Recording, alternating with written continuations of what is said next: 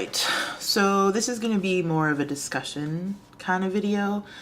There was a conversation going on in my Twitter timeline earlier, and I kind of wanted to chime in on it, but then realized that I had a lot to say about it, so Twitter wasn't really appropriate, and I wasn't really in the mood to write a blog post about it. So y'all get a video instead. But basically, what's going on is the whole concept of challenging colors in lipstick. So I think most people, who have more than a few lipsticks can attest to, the shade that you thought was really pretty on the back of your hand, or you saw it in pictures, or you saw it on someone and you're like, that's amazing, I need it, and you get it, and right out of the tube, it just straight up looks a hot mess. So, oftentimes you can sort of tweak it with some liner or, throw a gloss over top and you can make it work. So the whole debate comes around the fact of, how much should you have to make a product work for you? And I mean, for me, the short answer is it all depends on how much you want it to work. I mean, if you just want to pick up your lipstick and put it on, then don't settle for a lipstick that you can't do that with just because someone in particular is endorsing it or it's coming from a particular company. But on the other hand, I can certainly relate to wanting to make things work. For me, I kind of like the challenge aspect of it, but I mean, it all depends on the situation. I mean, if I'm wearing something out, I don't want to have to tote 3 or 4 products for when I'm going to need to touch it up. This is not really my thing. But if I'm, looking for something new, or I just feel like, something a little different. I mean, even today, the lip that I have on is a lip pencil from NYX called Pumpkin with Colorburst gloss from Revlon in Strawberry. It wasn't that much extra work, but I really like how it came out. I like it a lot better than I like either of them on their own. Does that mean that I shouldn't have purchased either of them and should have just looked for something like this? Maybe. But, I don't have an issue with something like that. But I mean, if I needed a base to lighten my lips and then, a liner and then the lipstick and then maybe another bit of another lipstick in the middle and then 2 glosses. Like, I mean, I don't want to do that. And I mean, I know some people do, but it's not really my thing.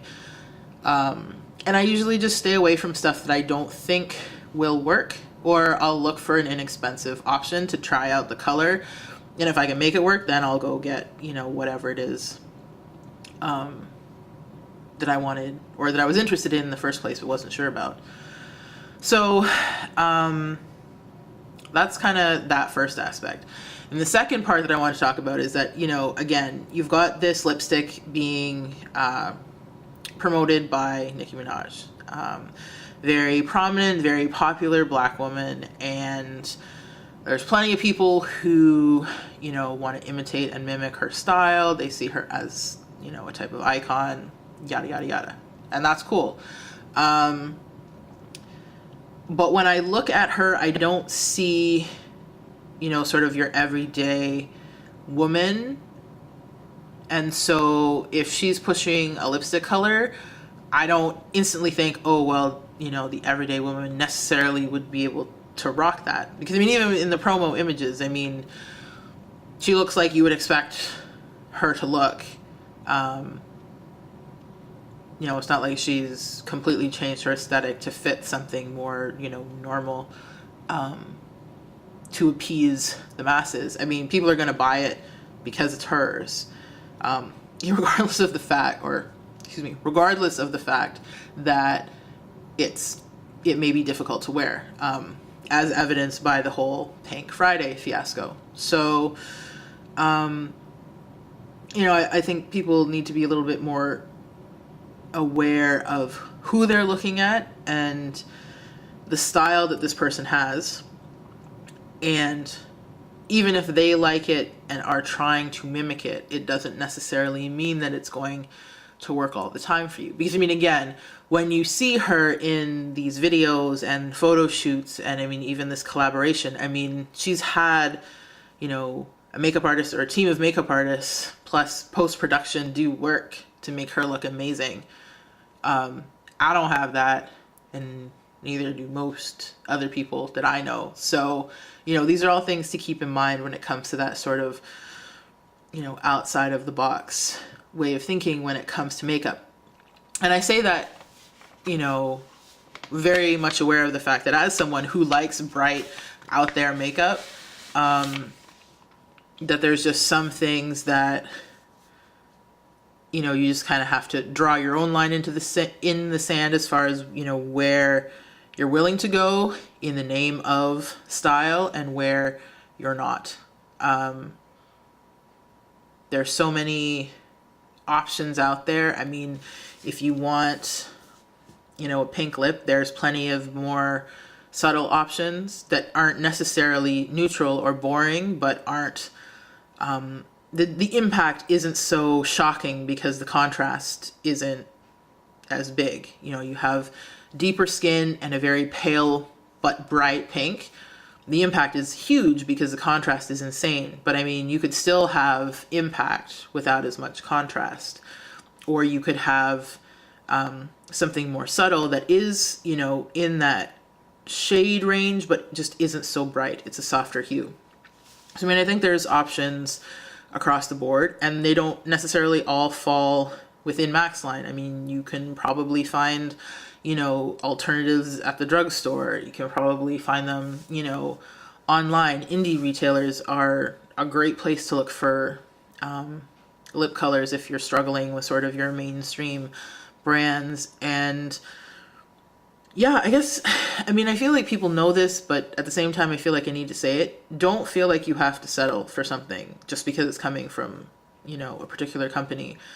There are so many options and there are so many alternatives to products. You know, if you don't want to have to play around with a couple of products to make something work, then just look elsewhere. I mean, really, when this lipstick comes out and, you know, a lot of people get their hands on it, you will see dupe lists probably a mile long because it's not a particularly unique color, at least as far as I know at this point.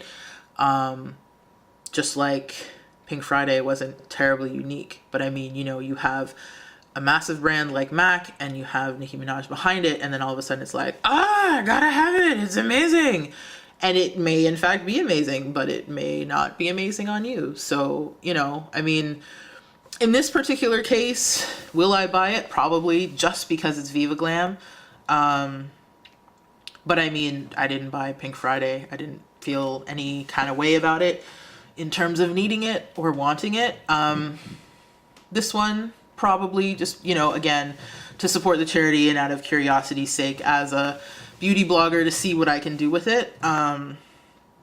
But yeah, I mean, whether it's lipstick or foundation or eyeshadow, anything, you know, there are so many alternatives out there. And I mean, really, at this point in the game, it's easy because all you have to do is research online. There's, you know, people from different countries with access to all types of brands. There are e-stores, and just, it's a lot easier than it was. So even though it may be difficult, you know, you can find what you're looking for if you have, you know, the drive to find it.